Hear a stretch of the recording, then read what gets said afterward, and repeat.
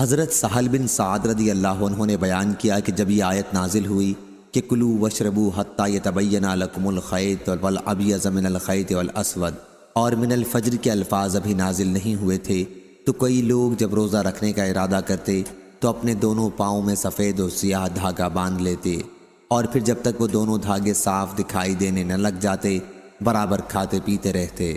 پھر اللہ تعالیٰ نے من الفجر کے الفاظ اتارے، تب ان کو معلوم ہوا کہ کالے دھاگے سے رات اور سفید دھاگے سے دن مراد ہے۔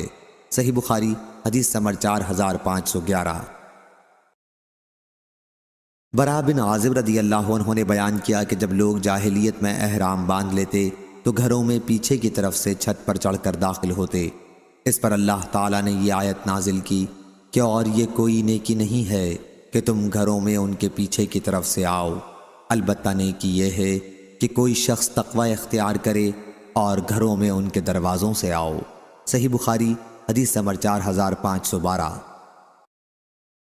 عبید اللہ عمری نے بیان کیا، ان سے نافع نے ابن عمر رضی اللہ عنہ سے کہ ان کے پاس ابن زبیر رضی اللہ عنہ کے فتنے کے زمانے میں جب ان پر حجاج ظالم نے حملہ کیا اور مکے کا محاصرہ کیا، دو آدمی علا بن عرار اور حبان سلمہ آئے اور کہا کہ لوگ آپس میں لڑ کر تباہ ہو رہے ہیں، آپ عمر رضی اللہ عنہ کے صاحبزادے اور رسول اللہ صلی اللہ علیہ وسلم کے صحابی ہیں، پھر آپ کیوں خاموش ہیں؟ اس فساد کو رفع کیوں نہیں کرتے؟ ابن عمر رضی اللہ عنہ نے کہا کہ میری خاموشی کی وجہ صرف یہ ہے کہ اللہ تعالیٰ نے میرے کسی بھی مسلمان بھائی کا خون مجھ پر حرام قرار دیا ہے۔ اس پر انہوں نے کہا کیا اللہ تعالیٰ نے یہ ارشاد نہیں فرمایا کیا اور ان سے لڑو یہاں تک کہ فساد باقی نہ رہے؟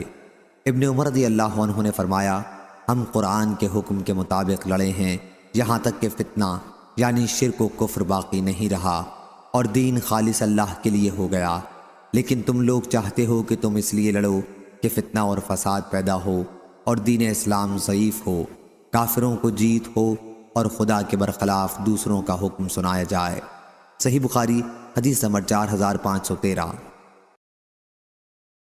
بکیر بن عبداللہ نے بیان کیا، ان سے نافع نے کہ ایک شخص حکیم ابن عمر رضی اللہ عنہ کی خدمت میں حاضر ہوا اور کہا کہ اے ابو عبد الرحمن رضی اللہ عنہ، تم کو کیا ہو گیا ہے کہ تم 1 سال حج کرتے ہو اور 1 سال عمرہ اور اللہ عز و جل کے راستے میں جہاد میں شریک نہیں ہوتے؟ آپ کو خود معلوم ہے کہ اللہ تعالیٰ نے جہاد کی طرف کتنی رغبت دلائی ہے۔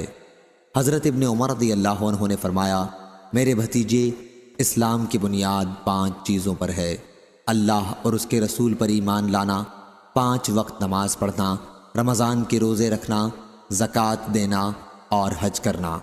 انہوں نے کہا اے ابا عبد الرحمن رضی اللہ عنہ، کتاب اللہ میں جو اللہ تعالیٰ نے ارشاد فرمایا کیا آپ کو وہ معلوم نہیں ہے کہ مسلمان کی 2 جماعتیں اگر آپس میں جنگ کریں تو ان میں صلح کراؤ؟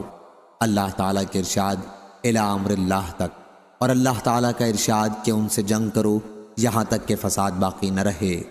حضرت ابن عمر رضی اللہ عنہ بولے کہ رسول اللہ صلی اللہ علیہ وسلم کے عہد میں ہم یہ فرض انجام دے چکے ہیں۔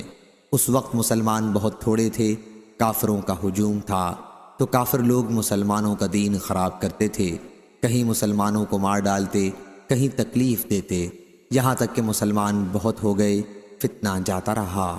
صحیح بخاری حدیث نمبر 4514۔ پھر اس شخص نے پوچھا اچھا تو یہ کہو کہ عثمان اور علی رضی اللہ عنہ کے باب میں تمہارا کیا اعتقاد ہے؟